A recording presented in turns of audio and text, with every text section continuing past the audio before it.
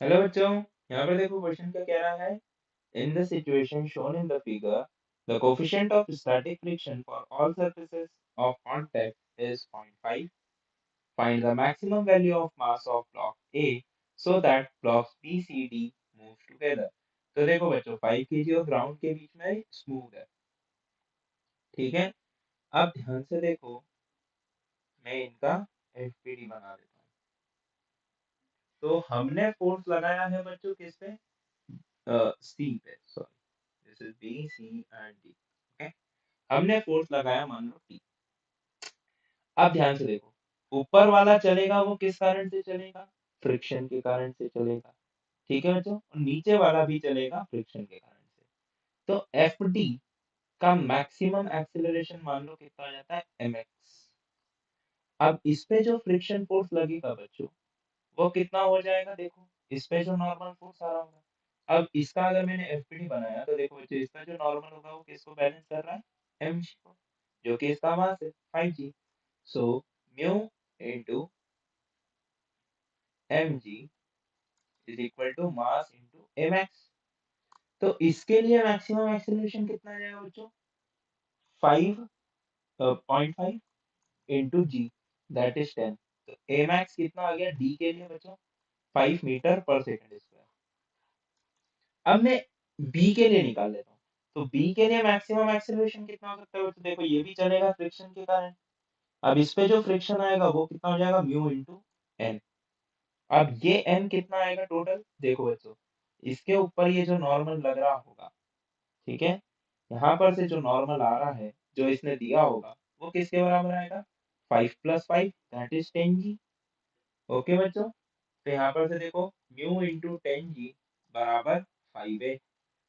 तो बी का एक्सेलरेशन ज्यादा हो सकता है फ्रिक्शन के कारण, ठीक है बच्चों, क्योंकि उस पे नॉर्मल फोर्स ज्यादा है।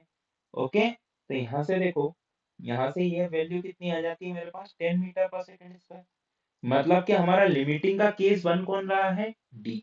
डी मैक्सिमम कितना ले सकता है? 5 metre per second square. Okay बच्चों, अब देखो, मैं तीनों को एज अ सिस्टम ले लेता हूँ। तीनों को अगर मैंने एज अ सिस्टम बना लिया 15 kg का, जिसपे एक टेंशन फोर्स लग रहा है इन दिस डायरेक्शन। अब इनका मैक्सिमम एक्सीलरेशन कितना हो सकता है? Maximum acceleration of T, that is 5 metre per second square. तो T is equal to, can I write बच्चों, 15 इंटू एडी। तो tension is equal to 15 into AD, that is 5। तो यहाँ से देखो बच्चों, टेंशन की वैल्यू कितनी आ जाएगी मेरे पास? 75 न्यूटन। Okay,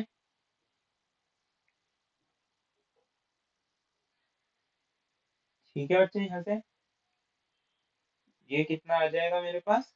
75 Newton. अब ध्यान से देखो बच्चों,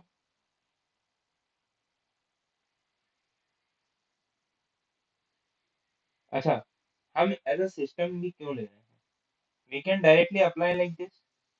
तो क्या हम तो तीनों को साथ में चलाना चाहते हैं ना? इधर टेंशन, इधर इस पे फ्रिक्शन फोर्स। इस पे कितना फ्रिक्शन फोर्स आ जाएगा बच्चों? Maximum, that is mu into 5 into g. इस पे कितना आएगा? अरे भाई, इस 5 को जितना चलाने के लिए हमको कितने से चलाना है? 5 मीटर पर सेकंड स्क्वायर से। तो इसको 5 मीटर पर सेकंड स्क्वायर से चलाना है, तो मुझे फ्रिक्शन फोर्स की वैल्यू कितनी चाहिए बच्चों? 10 न्यूटन। ओके।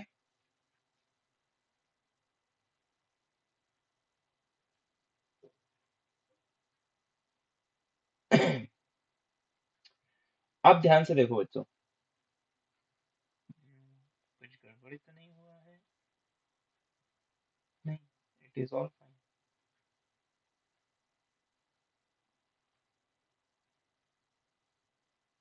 हाँ ठीक है। तो अच्छा सॉरी, ये 25 आएगा। हाँ, तो यहाँ पर से ये भी कितना बनता है बच्चों? 25। तो देखो, t minus 25 minus 25 is equal to mass into acceleration of this block. तो t इज इक्वल टू, यहाँ से भी मेरे पास कितना आ रहा है बच्चों? 75 न्यूटन। तो हम डायरेक्टली भी सॉल्व कर सकते थे। मतलब इतना हम मैक्सिमम एक्सेलरेशन दे सकते हैं, जिससे तीनों केसेस चले बच्चों साथ में। अब अगर t की वैल्यू 75 है, तो यहाँ पर से देखो, t इज इक्वल टू कितना हो जाएगा बच्चों? 75 न्यूटन। तो 75 newton is equal to mass of A multiply by, अब देखो अगर ये लोग इधर ए से जाएंगे तो ये भी कितना बच्चों ए से नीचे जाएगा। तो देखो mass of a into g minus T is equal to mass of a into acceleration of a. ठीक है बच्चों, मास ऑफ ए हमें निकालना है इंटू जी, तो ये हो जाएगा 10 ma minus tension was 75 newton बच्चों, that is equal to mass of A multiply by 5। तो 5 ma इज इक्वल टू क्या आ जाएगा बच्चों 75। तो ma का वैल्यू कितना आ जाएगा बच्चों यहाँ से मेरे पास 15 kg। Okay, so option B will be the correct choice. Thank you.